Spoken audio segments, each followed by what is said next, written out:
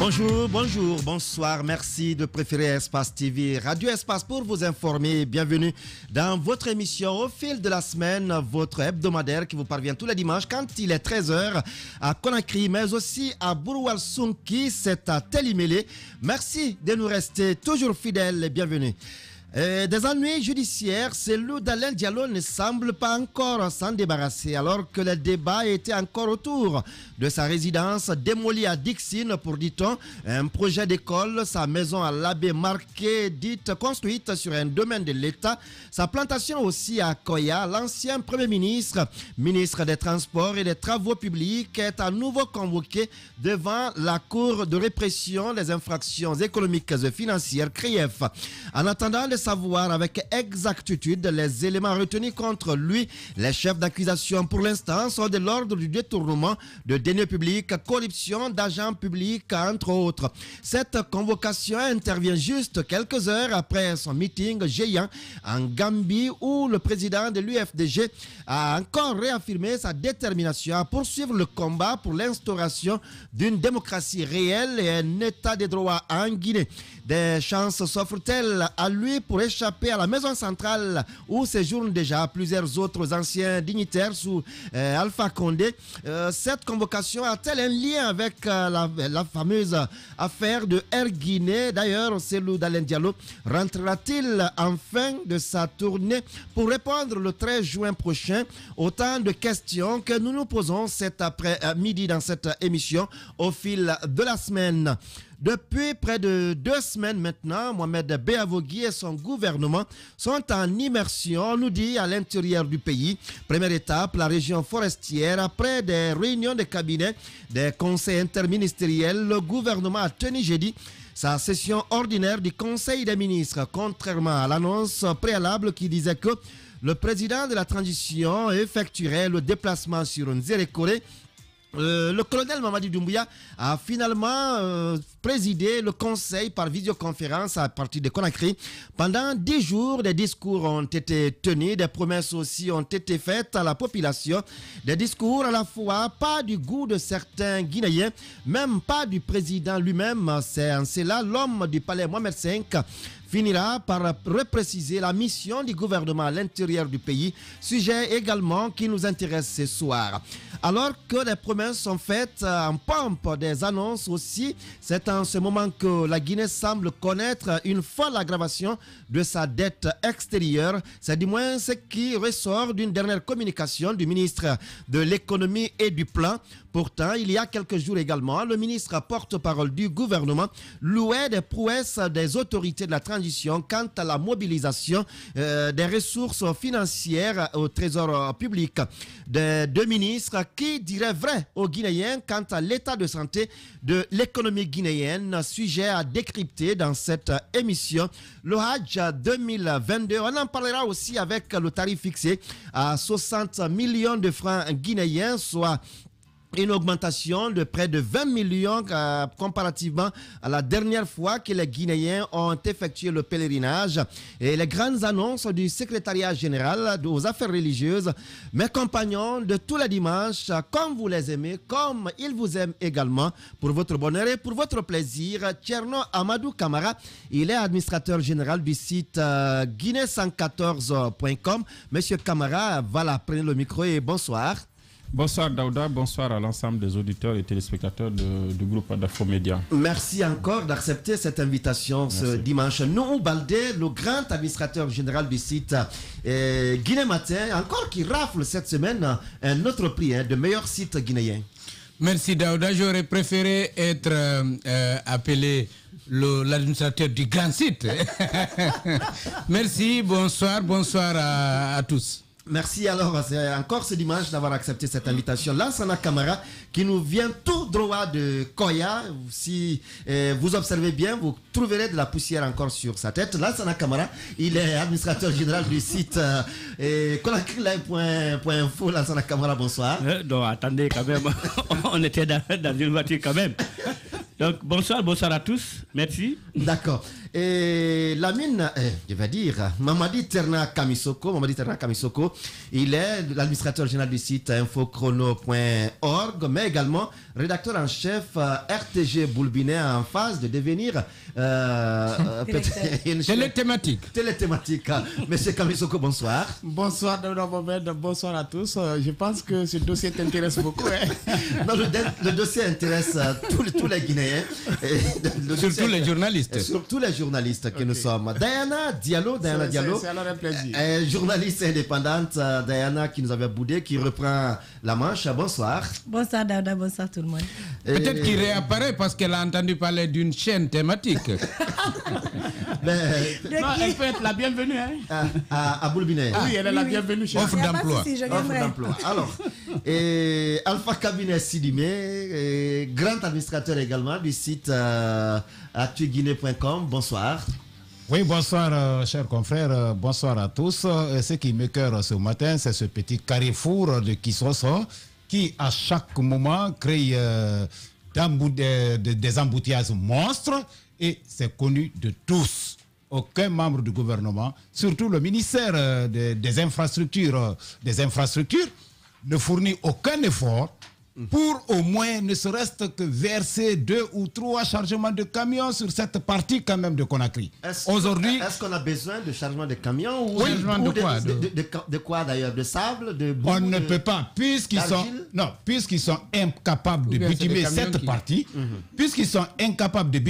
partie, c'est au moins une doléance qu'on pose au ministère des Infrastructures. Quand même. D'accord. Regardez aujourd'hui, pour rallier, quitter Anta, dépasser le carrefour Kissoso jusqu'à Sangoya, à l'aller comme à retour, il te faut pratiquement 2 ou 3 heures du temps. Non. Sur une petite partie. D'accord. C'est connu quand même. D'accord. Il faut qu'il bouge. Merci pour ce coup de gueule ou ce coup de cœur. Ce cri de cœur. Voilà, ce cri de cœur. Alors l'émission, on la poursuit tout de suite après juste cette virgule.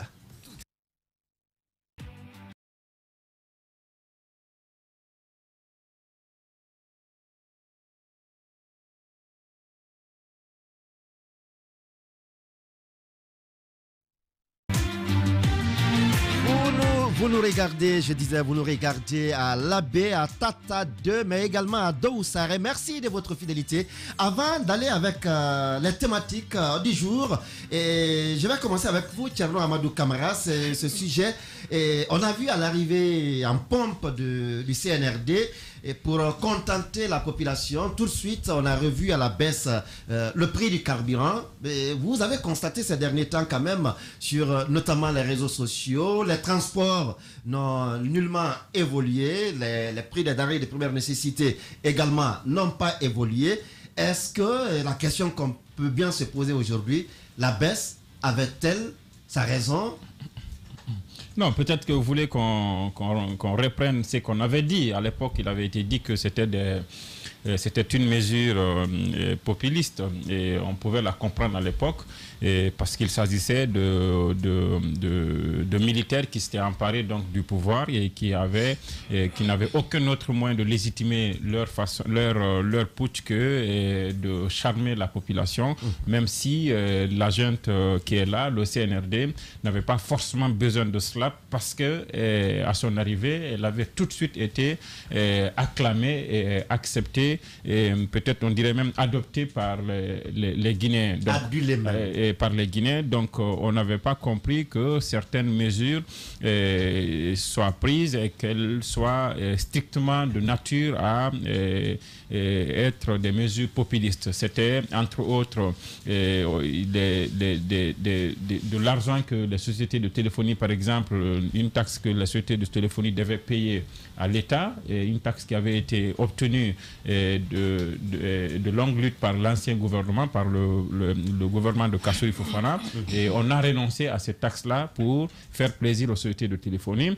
Et les répercussions sur les consommateurs, il n'y en a pas. Ensuite, on a baissé le prix du carburant et vous l'avez dit, il n'y a pas eu de répercussions sur les prix de transport et tout le reste, et les prix sont restés les mêmes, alors que de l'autre côté, l'État a des charges Et l'État a des charges et sur le prix du carburant lui-même, l'État perd parce que le débat, vous vous souvenez, avait existé. Est-ce que l'État subventionne ou pas? On a dit de façon directe ou indirecte, l'État perd de l'argent en renonçant à certaines taxes liées au carburant. C'est vrai qu'il ne prend pas de l'argent au trésor public pour payer à la place de la population, mais il y a des taxes auxquelles l'État renonce par rapport à l'activité de l'importation du carburant. Et ça se chiffre à des milliards.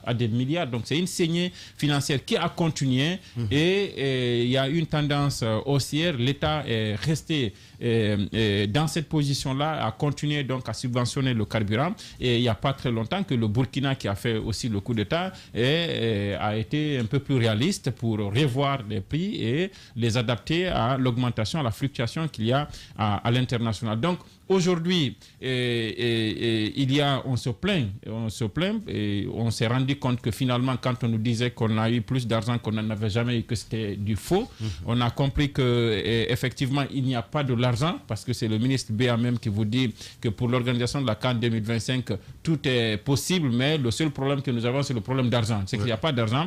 On ne peut pas comprendre que d'un côté, il n'y a pas de l'argent pour apporter des réponses à la demande, aux nombreuses demandes sociales.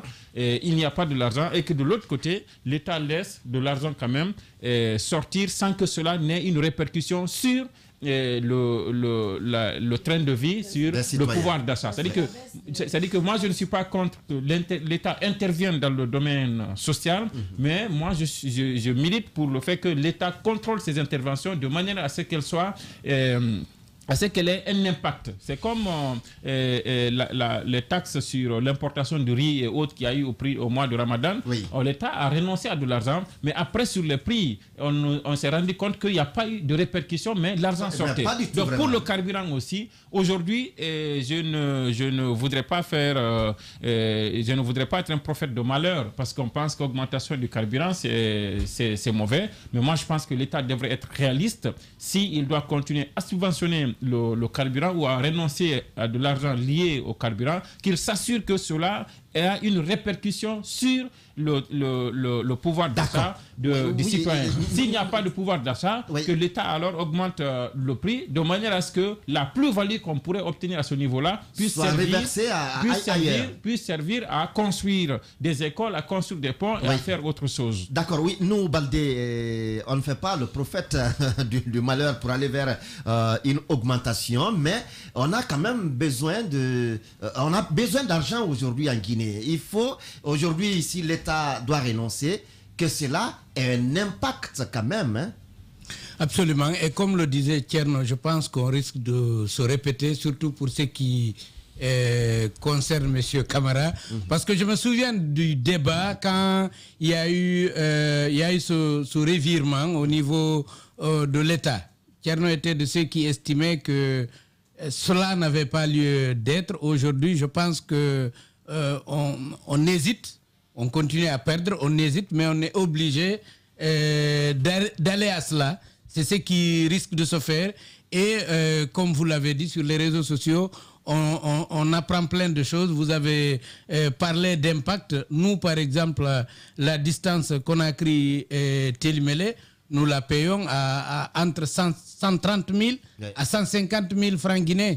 Des prix qui avaient commencé à l'époque où il y avait des mesures contraignantes liées au Covid-19. Aujourd'hui, il n'y a plus ces mesures. Le carburant a connu une baisse, mais le prix reste. Donc, vous le dites, sur le marché, on constate une hausse constante et il n'y a pas de baisse. Et finalement, on est presque convaincu que l'État arrivera à ça. Mais on continue à hésiter sans doute parce que c'est une junte qui est au pouvoir, qui n'a pas la maîtrise des choses. Parce que c'est vrai, comme l'a dit Tcherno, avant de prendre des mesures, on aurait dû se reposer sur les études des techniciens. En tout cas, les conseils, on devait consulter avant de décider. D'autant plus que la mesure avait été prise bien après que le coup d'État a été accepté. Parce que le coup d'État avait été accepté avant ce genre de mesures. Alors, est-ce qu'il faut-il dire aujourd'hui, Mamadi Terna Kamisoko, qu'il faut sortir désormais de ce populisme vis-à-vis de la population, parce qu'on se rend pertinemment compte du poids aujourd'hui d'amour entre la gente et la population guinéenne?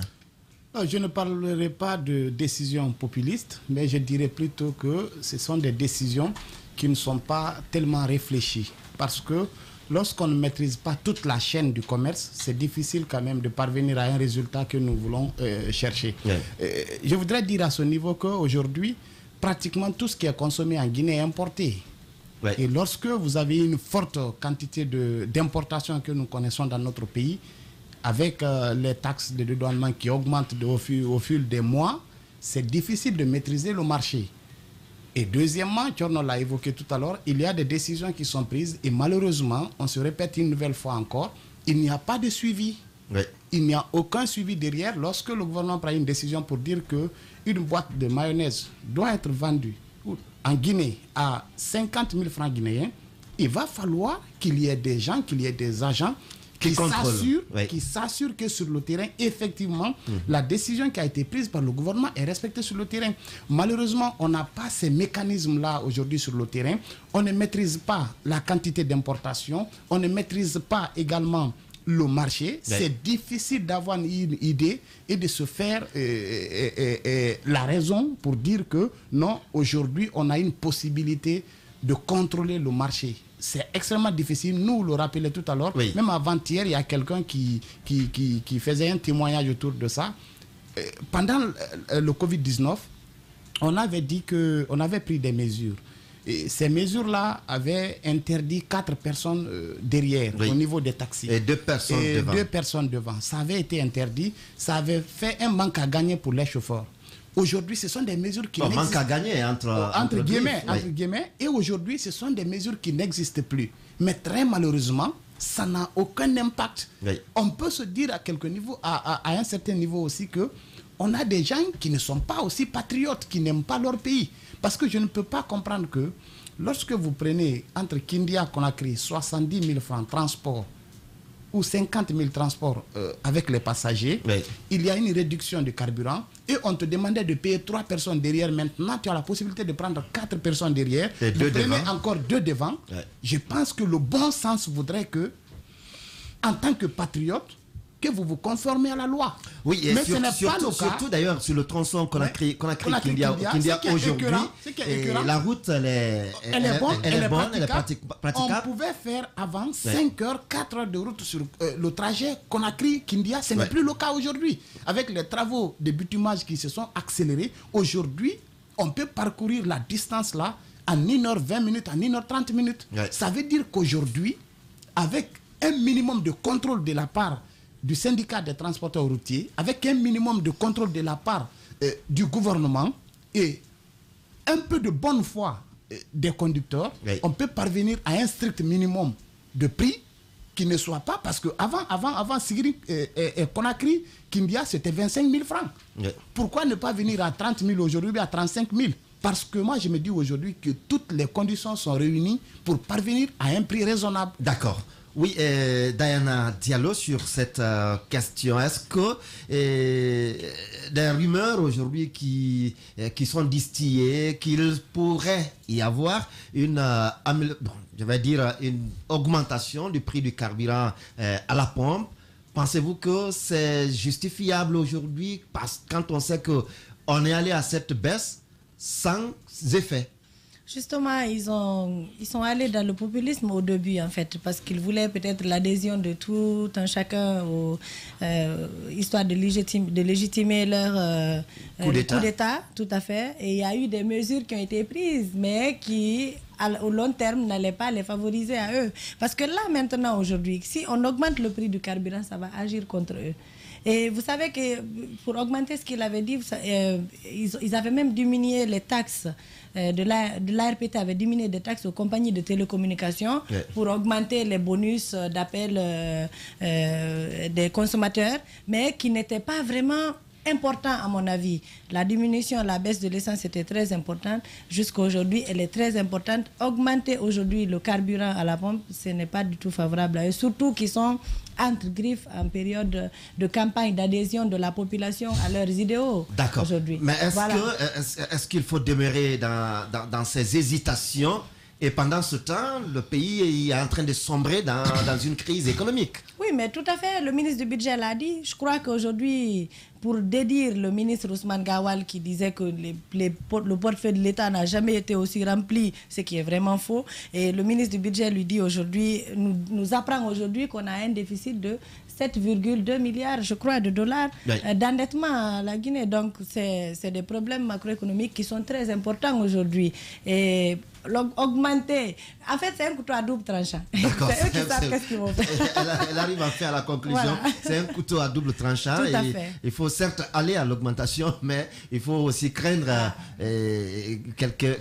Il faut peut-être corriger aussi certains discours, hein, parce que tous ces problèmes sont liés à certaines communications. À dire et se contredire. Parce que le porte-parole a fait croire à l'opinion que l'État ne manque pas d'argent. Aujourd'hui, on est obligé de faire face à ces difficultés et de revoir les prix. Et ça veut dire donc qu'il y a un tâtonnement au niveau de l'État.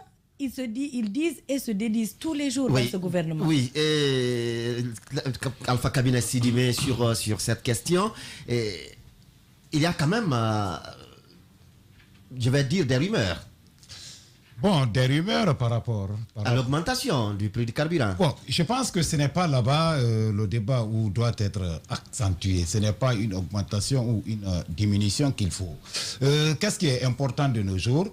Vous l'avez rappelé, et même nous vient de le révéler encore de plus. Vous savez, dans cette histoire, on risque vraiment de se répéter. On l'a dit, quand il y a eu augmentation, notre consoeur l'a rappelé, le colonel, le président Mamadi Doumbouya, qui a été acclamé, qui a été adulé, voulait coûte que coûte faire plaisir à la population guinéenne. Et sans connaître les contours de tous les problèmes, il faut tout de suite baisser le prix du carburant.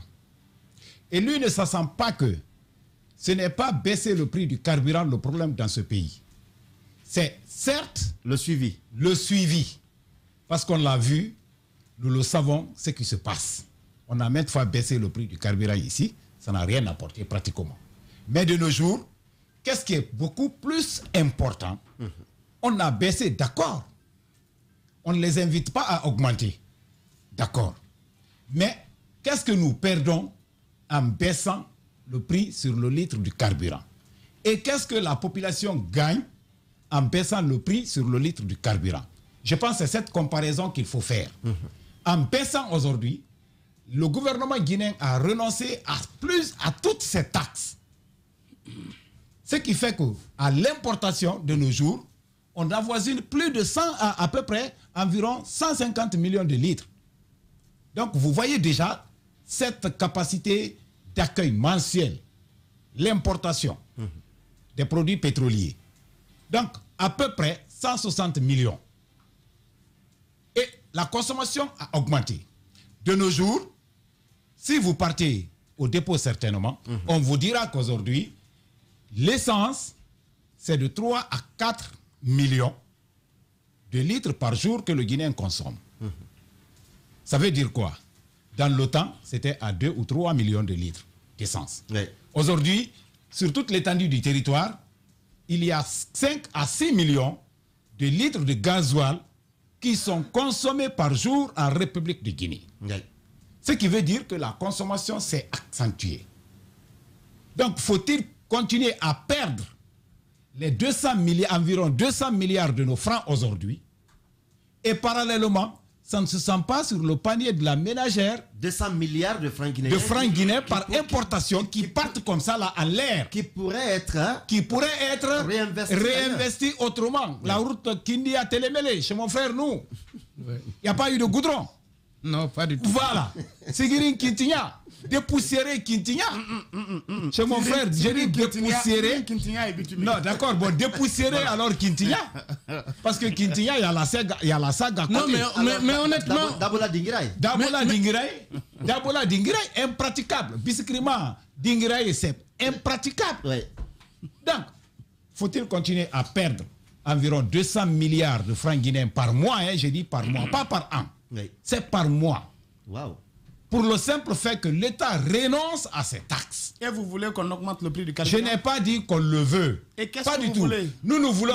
L'État est là pour soutenir les Vous citoyens, pas non, les épuiser non, quand même. J'ai dit, Ou j'ai les bien répondu. asphyxier. J'ai bien répondu à la question de Daouda. J'ai dit la question. Juste, si vous permettez, je voulais juste parce que vous parlez de Biscrima et d'Abla qui n'ont rien à voir avec l'histoire, et ça vous embourbe. Et pour vous mettre à l'aise, bon, ce n'est pas le sujet. Moi, je pense que j'étais en train de réagir à la réplique de Terna. Il disait que l'État est là, c'est pour ne pas épuiser les citoyens. Mais c'est de savoir, est-ce que l'argent qu'on va reprendre là, est-ce que c'est à mettre dans les poches de l'État ou bien c'est c'est qu'on est en train de, c'est que moi je suis en train de dire. Je pense que c'est normal que l'État soit social, je l'ai dit tout à l'heure, que l'État supporte qu'il y ait des subventions un peu partout. Mais regardez antérieurement, même au temps d'Alpha Condé, les recommandations du FMI dans le domaine notamment cette fois-ci de l'énergie. Le FMI conseille l'État à se retirer progressivement de la subvention à l'énergie et faire en sorte que EDG puisse vraiment se prendre en charge à travers les réformes qui sont en train de faire. Et là-dessus, Alpha Condé était en train de faire des efforts. C'est pourquoi Veolia a été venu, tout ça. Mais bon, après, ça n'a pas porté. Voilà, je pense que les subventions sont bonnes. Mais il faut juste organiser l'économie et laisser les choses se jouer d'elles-mêmes. Quand le prix augmente à l'international, ça augmente. Quand ça baisse à l'international, ça baisse. Mais le problème, c'est que très souvent aussi, au temps d'Alpha Condé, ça baissait à l'international, on maintenait le prix, et c'est quand ça augmente à l'international qu'ici on dit... Voilà, donc je vais terminer rapidement. Si vous prenez par exemple les 200 milliards que l'État, environ 200 milliards que l'État perd, comment dirais-je, chaque mois, je pense que la gente qui est là, elle ne doit pas être là définitivement. Ça aussi, il faut le souligner. Oui. L'objectif principal d'une gente, c'est quoi? C'est l'organisation des élections.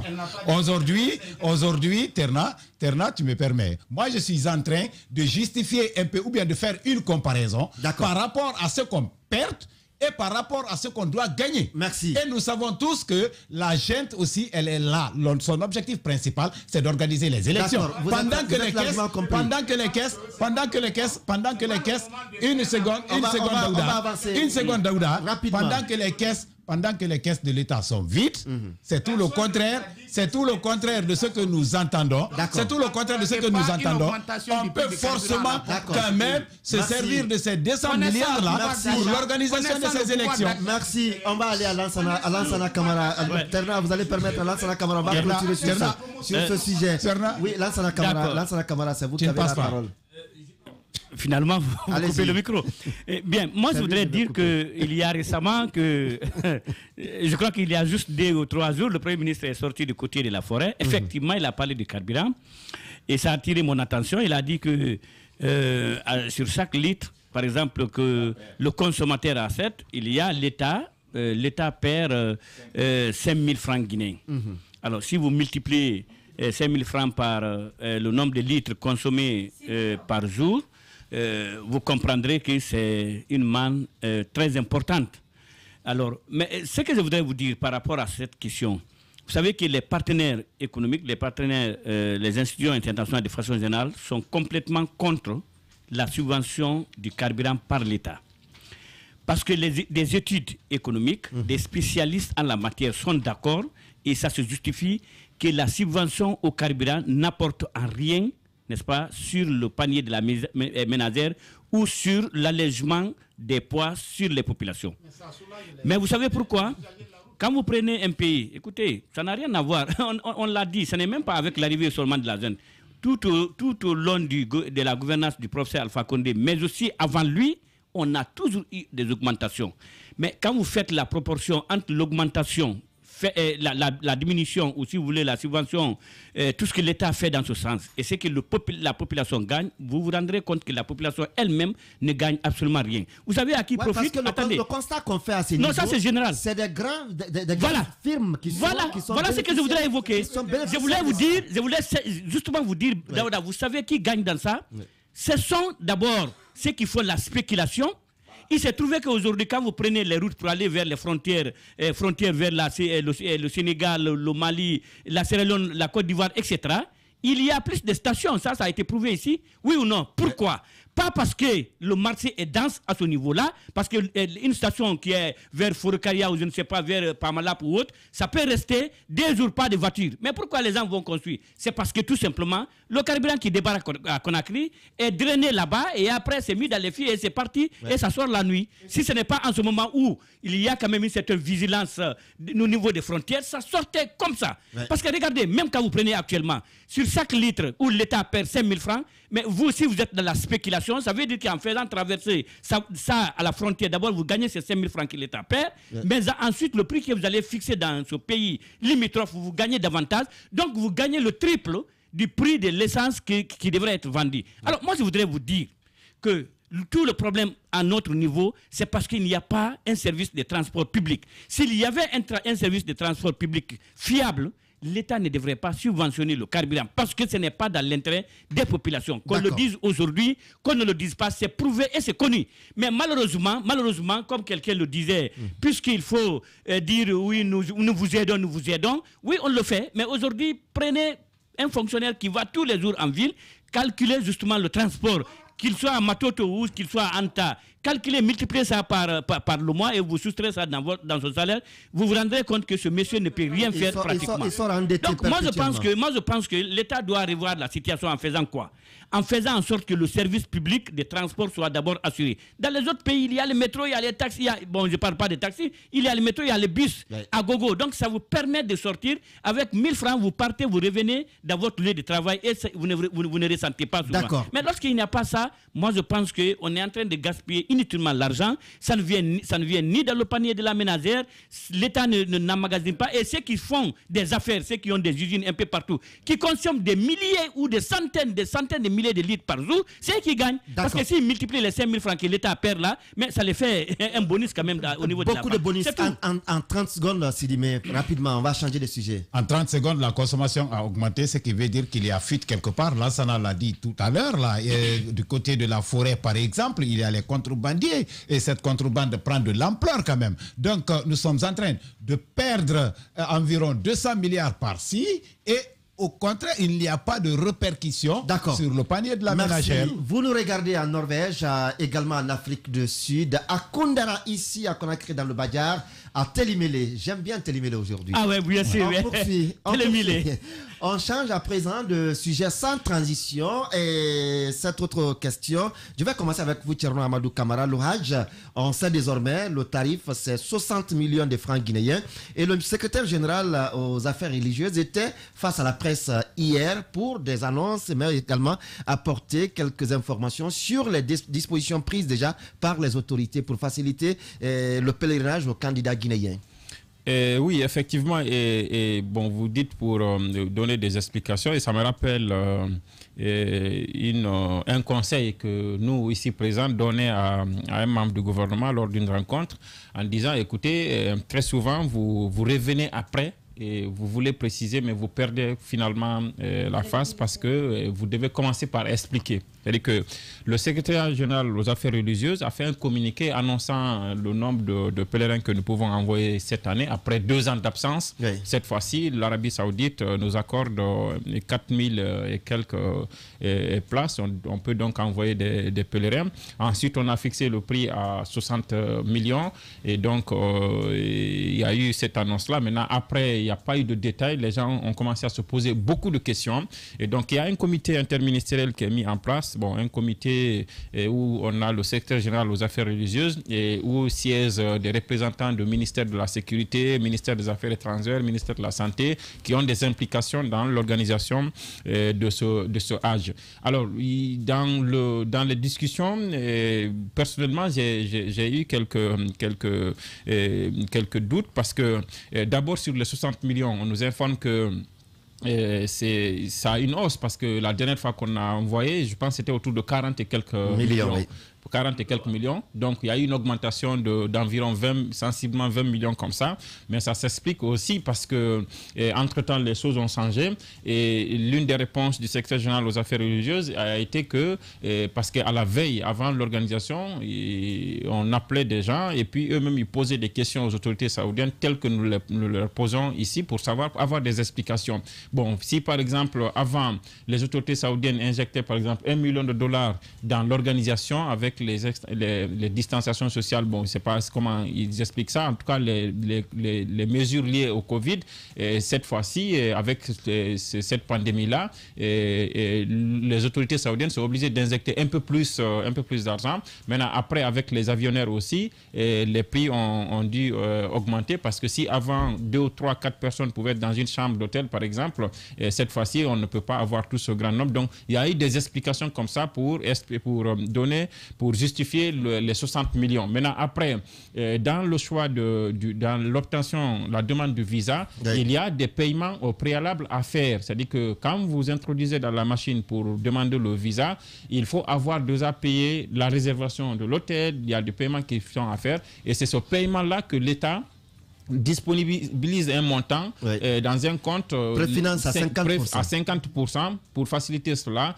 mais ça ne veut pas dire que l'État préfinance et quand vous revenez du Hajj vous donnez le reste. Non, vous payez les 60 millions au fur et à mesure que les gens payent les 60 millions, l'argent que l'État a préfinancé retombe dans le compte qui est créé à cet effet, qui devrait être créé à cet effet. Maintenant, l'autre chose, vous savez, entre-temps, il y a eu quand même des gens qui sont allés s'inscrire au niveau des agences de voyage. Vous vous souvenez, l'année passée, le ministre porte-parole du gouvernement, Thibault, avait fait l'erreur de dire dans un compte rendu du Conseil des ministres, laisser croire que la Guinée pouvait envoyer des pèlerins. Et ça a suscité un engouement. Après, ils se sont rattrapés pour faire un communiqué et préciser que ce n'était pas officiellement cela. Donc, le problème maintenant, c'est pour les gens qui se sont déjà inscrits. Les gens qui se sont déjà inscrits au niveau des agences de voyage et qui ont déjà des passeports qui sont établis. Alors, ces passeports qui sont établis mentionnent qu'ils ont parfois 65, 70 ans. Et cette année, on a dit que la limite d'âge, je pense, c'est 65 ans. 65 ans. Donc, ces gens ont déjà des passeports où ils ont 67 ans ou 68 ans. Et l'âge, c'est 65 ans. Et le ministère, aujourd'hui, la tendance est qu'il n'y a plus d'écrasement. Donc, ces personnes-là se retrouvent dans une situation où ils ne peuvent pas aller au pèlerinage. Il y a ça à expliquer.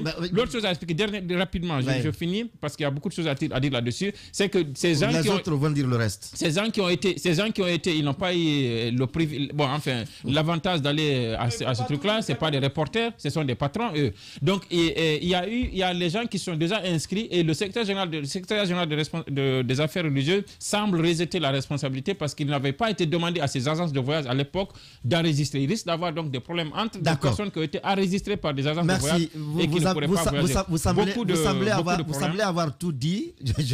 Non, je n'ai pas tout dit. Je me demande maintenant, Lassana Camara, sur cette actualité. On sait quand même que quand il y a eu cette fixation du prix, il y a eu également des commentaires qui ont suivi, pour certains pensant qu'il y a eu trop d'augmentation, mais le pèlerinage, on dit bien, c'est quand vous en avez les moyens.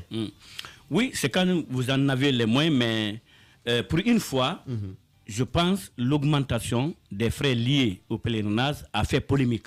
Ça, il faut le dire. Sinon, chaque année, ce qu'on sait, c'est qu'il y a une certaine augmentation. Mais quand vous prenez le nombre d'années durant lesquelles on n'est pas parti, quand vous prenez la situation, on peut comprendre un peu la conjoncture économique de façon générale de par le monde, parce que le secrétaire général est parti jusqu'à parler de la guerre en Ukraine. Moi, je n'ai rien contre ça, mais vous savez, il y a des choses. Quand vous faites des communications, faites attention. Quand vous parlez de la guerre d'Ukraine pour mon parent qui est dans les confins de Dabola, mais quand même parlez très bien, sinon il s'en fiche pas mal parce que lui, il ne sait même pas si l'Ukraine existe. Donc ne dites pas il y a guerre par-ci, par-là. Mais l'économie mondiale est... Oui, mais je suis d'accord. L'économie mondiale mais là, il faut être vous et moi pour avoir eu la chance d'aller à l'école pour comprendre que tout est lié et que le monde est village planétaire. Mais si mon parent qui est dans un village ne comprend pas ça, si tu viens le faire savoir, dis-lui qu'à cause de cela, voilà ce qui a augmenté. Voilà, à Dogomé. C'est important. Mais lorsque vous évoquez seulement les concepts, vous lancez les concepts, il ne comprend pas les détails. Or, c'est important des fois de le faire. Donc moi, je pense que cette fois-ci, je ne suis pas contre cela, mais l'écart a été vraiment très grand. Et ça a mis les gens dans les situations. Parce que, effectivement, Ken le disait, d'abord pour ces gars, pour ces personnes qui ne sont pas parties, il y a même le cas, je crois, des frais également, parce que d'autres s'étaient même acquittés à un moment donné de ces frais-là. Faut-il augmenter? Qu'est-ce qu'il faut faire? Il y a ce problème. Et cette année, il y a eu des témoignages, justement, que des gens qui prétendaient envoyer 2 ou 3 personnes, effectivement, lorsque le montant... Parce que chacun s'attendait au moins autour de, si vous voulez, 45, 50, à peu près, pour une augmentation, dans ce cas, de 8 millions, de 7 millions, on pouvait comprendre. Mais aller jusqu'au-delà, il l'a dit, jusqu'à près de 20 millions, je pense que l'écart a été trop grand. Et moi, j'ai trouvé l'argumentation du secrétaire général faible par rapport à la justification. Je ne dis pas que c'est lui. Mais le fait de dire non, ce n'est pas nous de toutes les façons, mais dire les choses pour que les gens comprennent. C'est très important. Sinon, votre communication ne peut pas passer. Moi, je pense que cette fois-ci... Vous avez bien compris. Non, pour avoir été à l'école. Attendez, moi j'ai compris. Ouais. Alors expliquez à vos parents. Non, c'est pas ma mission. Ce n'est pas ma mission, sa mission, c'est la mission à lui. C'est la mission à lui de faire cela. Oui, Diana, il parle d'augmentation. Dans mon temps d'antenne. Remets-le-moi quand l'autre sujet va commencer, s'il te plaît. D'accord. Parce qu'ils ont tout dit, en fait. Il n'y a pas de souci. Oui, Mamadi Terna Kamisoko, on sait quand même que c'est vrai, il y a eu augmentation en Guinée, mais quand on va dans un jeu de comparaison également dans la sous-région, on trouve quand même qu'il y a... Le Sénégal est autour, je ne te coupe pas la parole, je crois avoir fait les calculs. En francs CFA, francs guinéens, je crois que le Sénégal doit être autour de 55 millions. 57 millions. Voilà, 57 millions alors francs guinéens. 57 millions, oui. Merci. C'est vrai qu'il y a eu une hausse cette année, une augmentation, je dirais, qu'on a du mal à justifier parce que de 43 millions, on se retrouve à 60. Et ce n'est pas petit. Et vu le pouvoir d'achat du Guinéen, on se dit qu'il y a de quoi s'inquiéter. Mais il y a un élément extrêmement important, Thierno Amadou l'avait effleuré tout à l'heure, c'est le cas de, parce que ça fait 2 ans que des agences de voyage qui sont agréées ici, qui ont d'habitude chaque année d'avoir des pèlerins, que ça fait 2 ans, ces agences-là inscrivent les gens, pensant que ça va marcher un jour, ça va marcher un jour. Donc ça fait 2 ans, pratiquement il y a de ces agences que moi je connais, qui enrôlent des gens. Et qui prenaient entre 40 à 45 millions de francs guinéens.